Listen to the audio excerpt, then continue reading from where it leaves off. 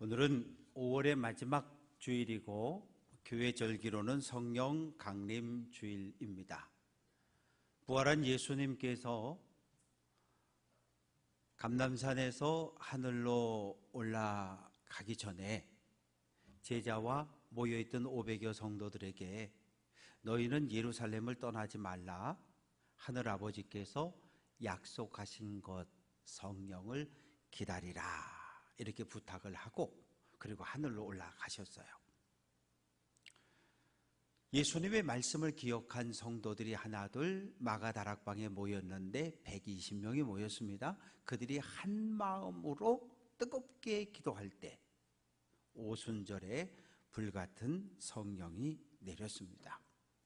성령을 경험한 제자들은 문을 박차고 거리로 달려나갔고 예수 다시 살아나셨다고 외치는 복음의 증인들이 되었습니다. 오늘 구약성경 민수기에도 하나님의 영을 받고 변화된 사람들의 이야기가 기록이 되어져 있습니다.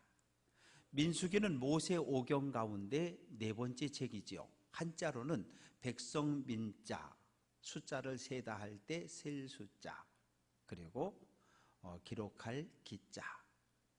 출애굽 1세대가 광야를 걸어갔는데 그 두 번의 인구조사를 했습니다. 그 이야기가 민수기입니다.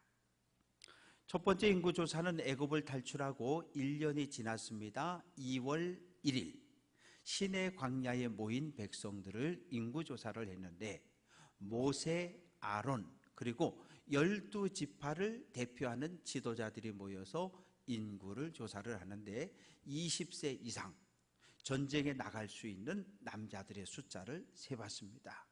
그랬더니 60만 3,550명이었어요. 그리고 40년 동안 광야를 걸었습니다. 광야를 걸으면서 하나님께 받은 은혜는 잊어버리고 원망하고 불평했던 출애굽 1세대는 하나둘 광야에 쓰러져 죽습니다. 40년을 걸었고 출애굽 40년 1월에 선지자 미리암이 5월 달에 아론 대제사장이 죽습니다. 그리고 걷고 또 걸어서 요단강 동쪽 모압 평지에 도착을 했습니다. 하나님께서 두 번째 인구조사를 명령하셨어요. 애굽을 떠날 때 어린아이들 그리고 광야에서 태어난 출애굽 2세대들입니다. 모세, 아론의 아들 엘리야살 그리고 12지파 지도자들이 모여서 인구조사 20세 이상 전쟁에 나갈 남자들의 숫자를 셌더니 60만 1730명. 1차 조사 때나 2차 조사 때나 40년 그 힘든 광야길을 걸어왔는데 인구가 줄지 않았습니다. 하나님의 은혜였어요. 민수기는 히브리어로 베미드바르인데 어떤 의미일까요? 같이 한번 해봅니다. 말씀과 함께. 광야 40년을 어떻게 걸어야 할까? 하나님의 말씀과 함께 걸으면 된다는 거예요. 하나님의 말씀에 순종하며 믿음의 길을 걸어갈 때 약속의 땅 가나안에 들어가고 하나님 나라에 들어가는 줄로 믿습니다. 80세인 모세가 이스라엘 백성들을 이끌고 나왔어요. 그리고 시내산 광야에서 1년을 머뭅니다. 하나님과 언약을 맺습니다. 하나님 우리의 왕, 우리는 하나님의 백성. 그리고 하나님의 언약궤를 모실 장막을 건축하고 그리고 또 뭘 합니까? 날마다 하나님께 받은 말씀을 백성들에게 가르칩니다.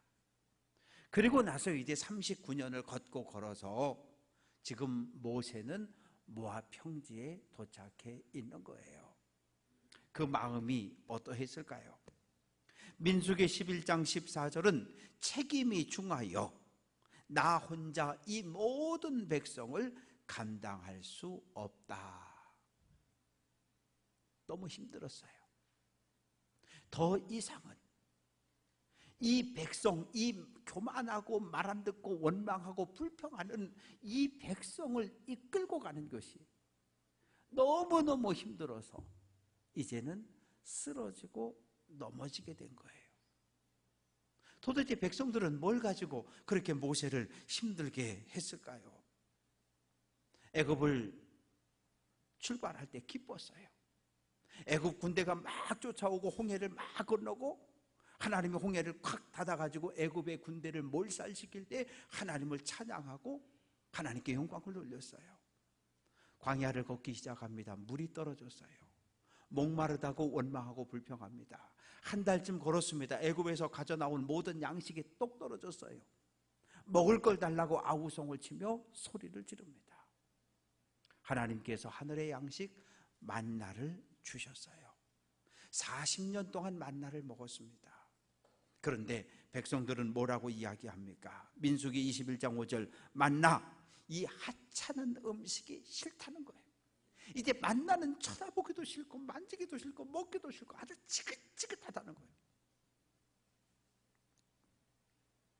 사랑하는 성도 여러분, 불평과 원망은 전염성이 엄청 강해요.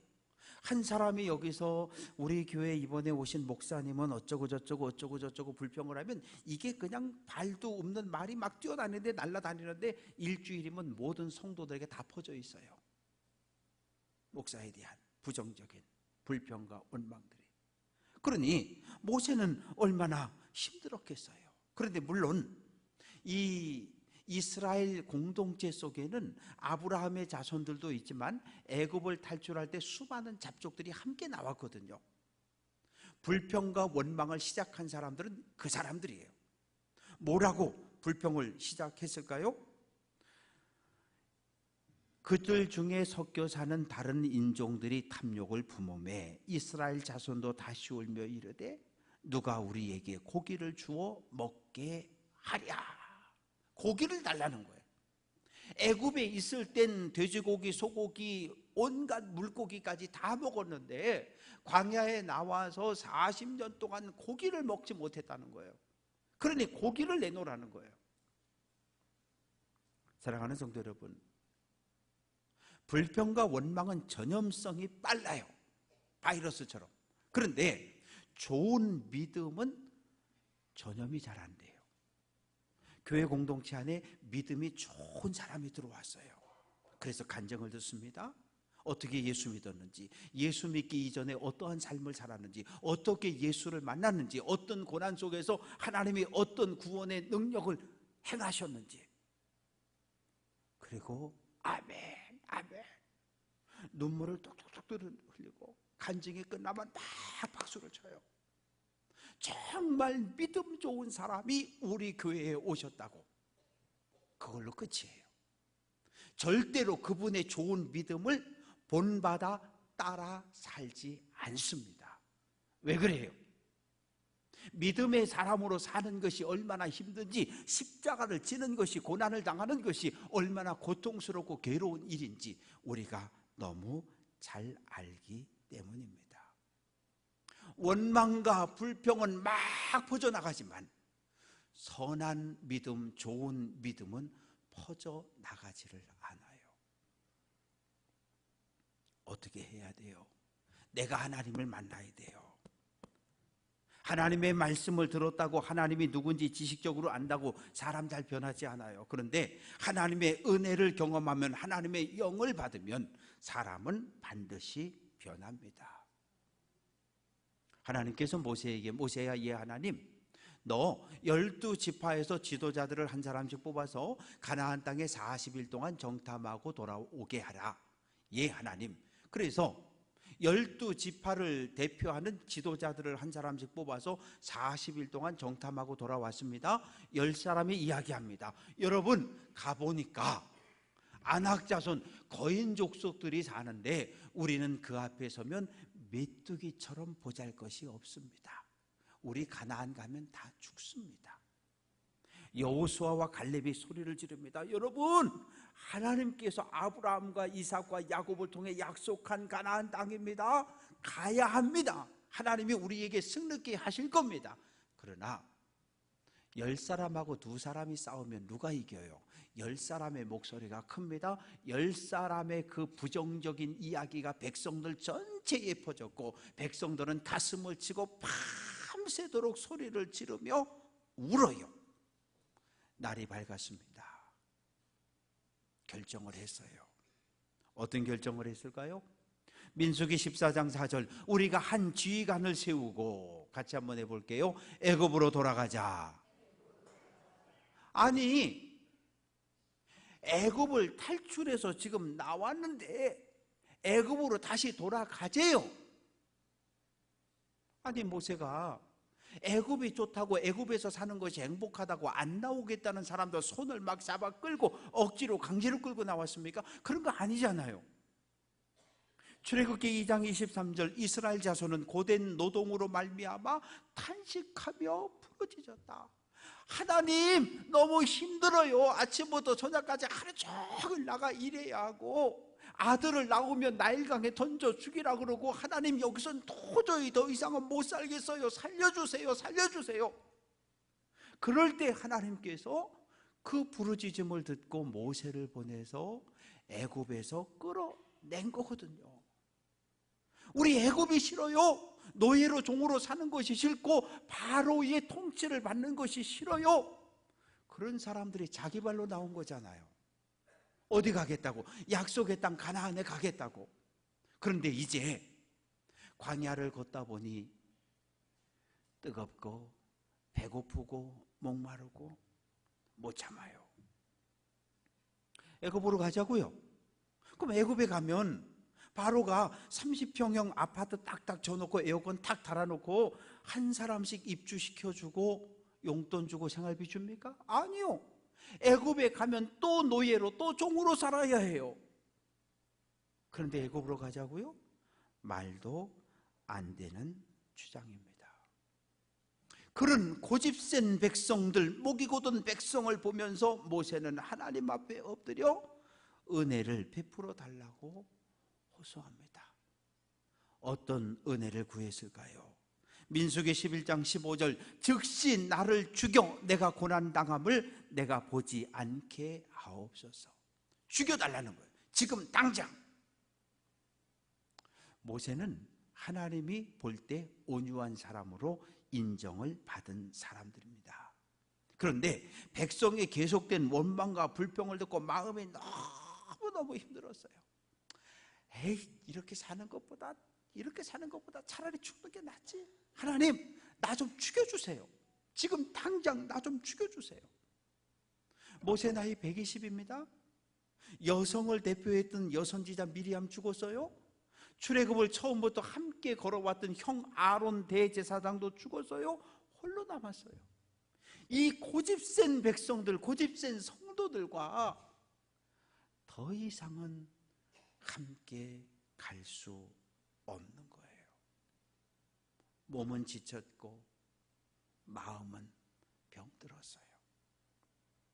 상처, 탄식, 분노가 차곡차곡 쌓였어요. 아니, 누가 나한테 나쁜 놈 그러면 더 나쁜 놈 이래야 되는데 모세가 그럴 수 없잖아요. 원망과 불평을 들으면서 그게 차곡차곡 분노가 쌓이고 쌓여서 이게 화병 덩어리가 돼버렸어요. 그래서 하나님께 지금 당장 죽여주세요. 나를 좀 데려가 달라고 하나님께 호소를 합니다. 모세의 간절한 부르짖음에 하나님 응답하셨습니다. 모세야, 예 하나님, 장로 70명 데리고 회막 앞으로 나와. 예, 알겠습니다. 백성들에게 여러분, 하나님께서 70 장로님들을 데리고 회막 앞으로 나오랍니다. 그래서 나가서 섰어요. 하나님께서 구름 가운데 임재하십니다. 25절, 모세에게 임한 영을 70 장로에게도 임하게 하시니 영이 임하신 때에 장로들이 예언을 하다가 다시는 예언하지 않았다. 장로들에게 하나님의 거룩한 영, 성령이 임했어요. 70 장로에게 하나님의 거룩한 영이 임하자 어떤 변화가 일어났을까요? 예언을 하기 시작하는 거예요. 예언은 무엇입니까? 맡길 예자, 말씀 언자. 하나님께서 장로님들에게 맡겨준 하나님의 말씀을 선포하기 시작했습니다. 그 모습을 보고 백성들이 장로님들을 하나님이 세운 지도자로 인정하고 존경을 합니다. 그런데 장로 70 가운데 두 사람이 안 나왔어요. 엘닷과 메닷이라고 하는 장로는 장막 앞에 오지 않고 자기 집에 있었어요. 그런데 성경은 왜 안 나왔는지 그 이유를 말하지 않습니다. 26절, 엘닷과 메댓에게도 영이 임했고 진영에서 예언을 했다. 회막 앞에 서 있던 68명의 장로님들, 그리고 자기 집에 있던 엘닷과 메닷에게도 동일한 하나님의 영이 임했어요. 사랑하는 성도 여러분, 우리가 하나님을 예배하는 이 예배당은 거룩한 곳이 맞습니다. 하나님의 영이 우리와 함께 할 때, 우리 안에 하나님의 영이 있을 때, 그러면 하나님의 영이 함께하는 예배당, 그리고 하나님의 사람들이, 성령받은 사람들이 생활하는 집, 가정도 거룩한 곳이에요. 그런데 집에서 장로님들이, 일꾼들이 모세를 원망하고 불평하고 하나님을 향해서 욕을 하고, 그 소리를 누가 듣습니까? 가족들 모두가 들었어요. 하나님의 거룩함을 훼손했습니다. 그때 한 소년이 달려옵니다. 청년이 달려와서 모세님, 모세님, 엘닷과 메닷이 자기 집에 있는데 자기 집에서 갑자기 예언을 해요. 그때 여호수아가, 내 주 모세요, 엘닷과 메닷이 지금 회막 앞으로 나오라 그랬는데 나오지 않았는데 예언하지 말라고 명령을 하십시오. 왜요? 여호수아가 볼 때 엘닷과 메닷은 예의가 없는 사람들이에요. 모세가 오라 그랬으면 와야 되는데 안 왔어요. 자기 집에 있어요. 그런데 성경은 그 이유를 말하지 않아요. 그래서 모세의 지도력에 흠이 났다고, 모세의 지도력을, 권위를 훼손했다고 생각을 한 겁니다.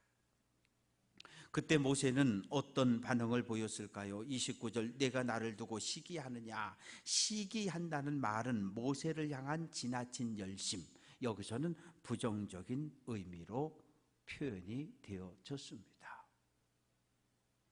우리 가운데도 여호수아 같은 사람이 있어요.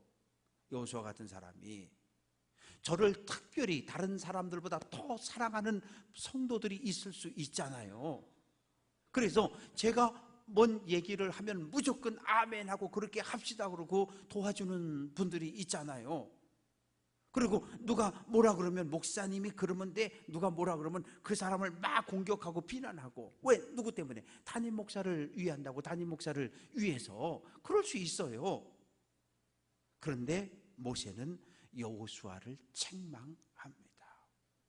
여호수아의 문제는 무엇입니까? 모세를 사랑하고 모세를 존경하고 모세를 향한 그 중심은 이해가 돼요.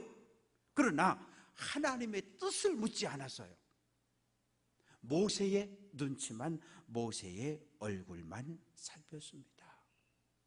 한 사람의 지도자를 향한 잘못된 열심은 도리어 하나님의 일을 가로막는 어리석음으로 나타납니다.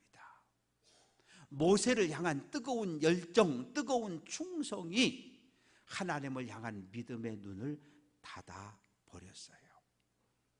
모세는 이야기합니다.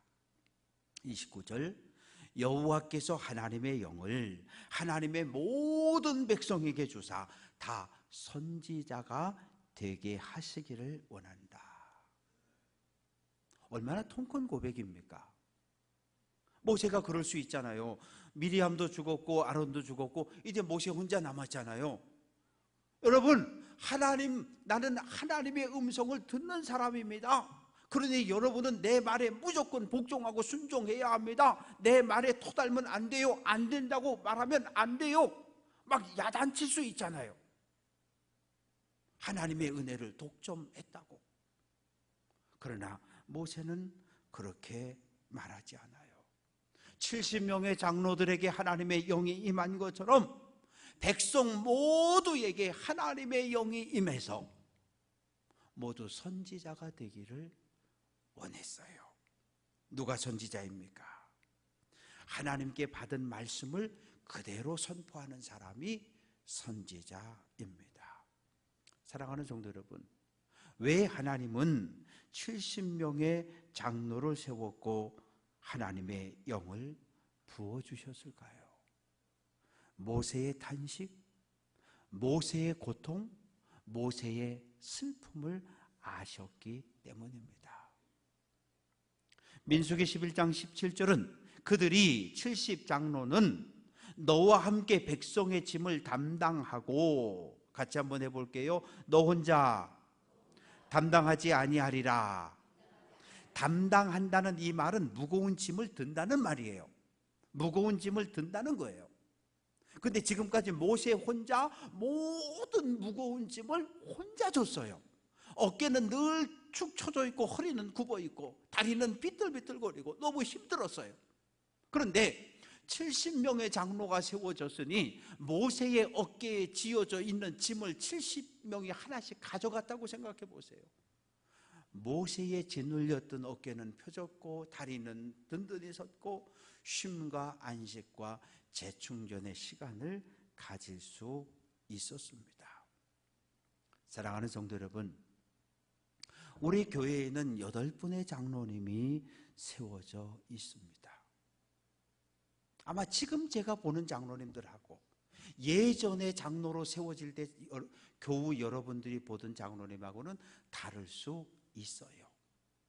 장로로 세워질 때는 성도들로부터 믿음의 사람으로 존경받았고 신실한 사람으로 인정을 받았고 모든 예배에 참여하는 예배의 사람으로 칭찬을 받았기 때문에 장로로 세워졌다고 저는 그렇게 믿어요.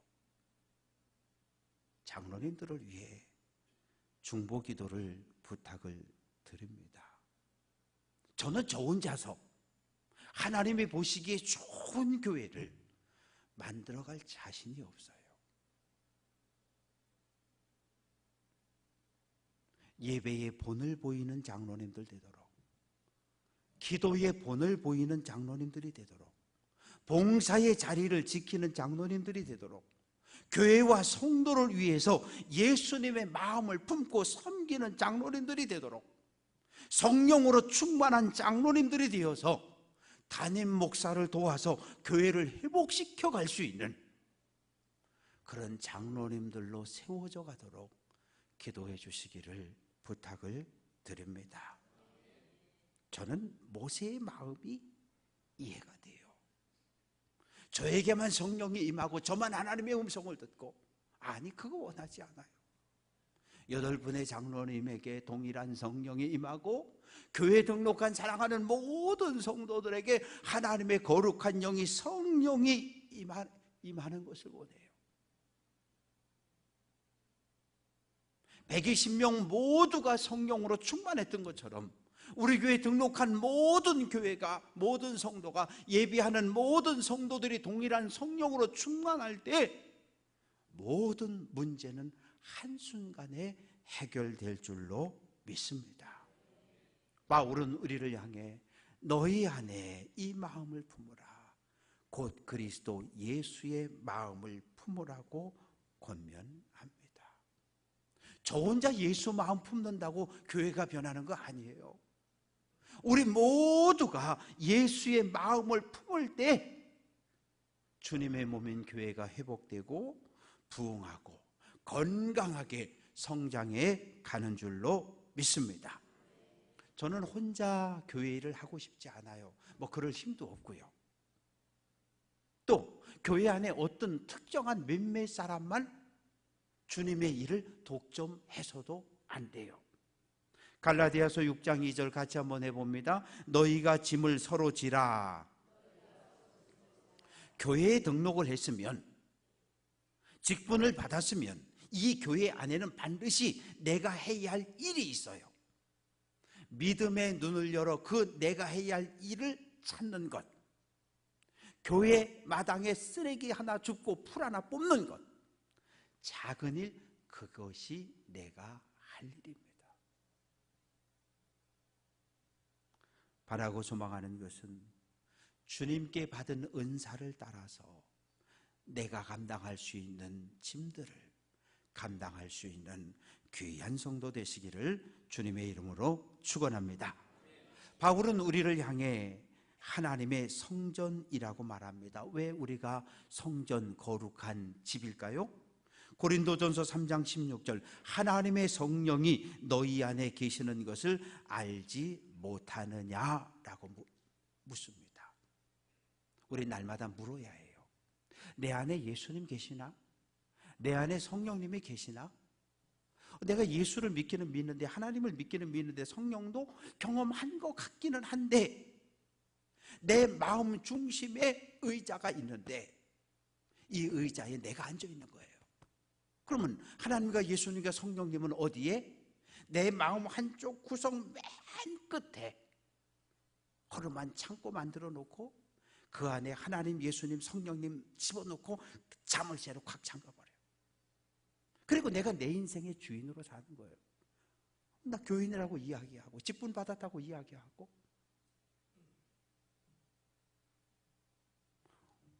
그건 성령 받은 사람이 아니에요. 그건 예수 믿는 사람이 아니에요. 예수 안 믿는 사람. 왜? 내가 내 인생의 주인으로 사니까. 내가 내 인생의 왕으로 살아갈 수 있으니까.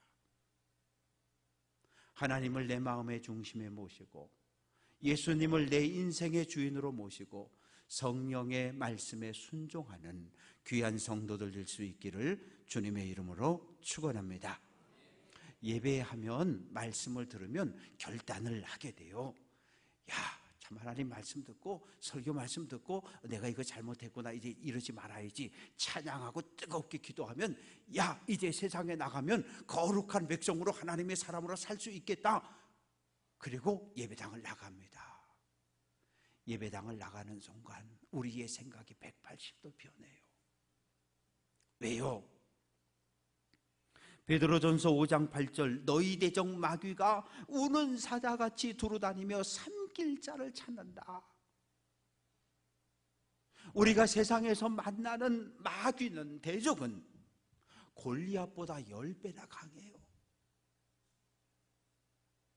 마귀가 강한 게 문제가 아니라 마귀와 싸워야 할 우리 안에 다윗과 같은 믿음이 없어요. 다윗과 같은 믿음이 있다면 싸워 승리할 수 있는데, 이것이 우리들의 부족함과 연약함입니다. 우리의 거룩함이, 우리의 믿음 있음이, 하나님께 받은 은혜가 드러나는 것은 예배당이 아니에요. 가정이고 직장이고 지역 사회에서 하나님의 선한 영향력을 넓혀갈 수 있어야 합니다.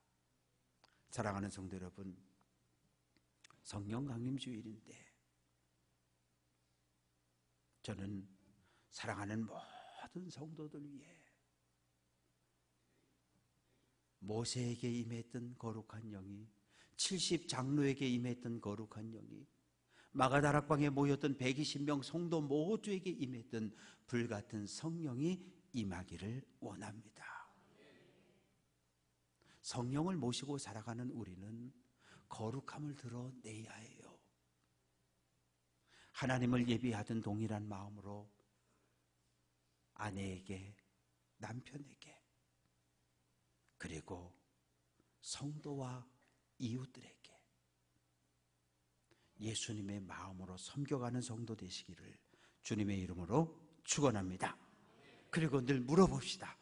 성령님, 내 안에 계십니까? 성령을 받기는 받았는데, 성령님, 내 안에 계셔요? 묻고 성령의 인도함을 따라서 성령의 인도하심에 순종함으로 이 땅에 거룩함을 드러낼 수 있는 귀한 성도들 될 수 있기를 주님의 이름으로 축원합니다.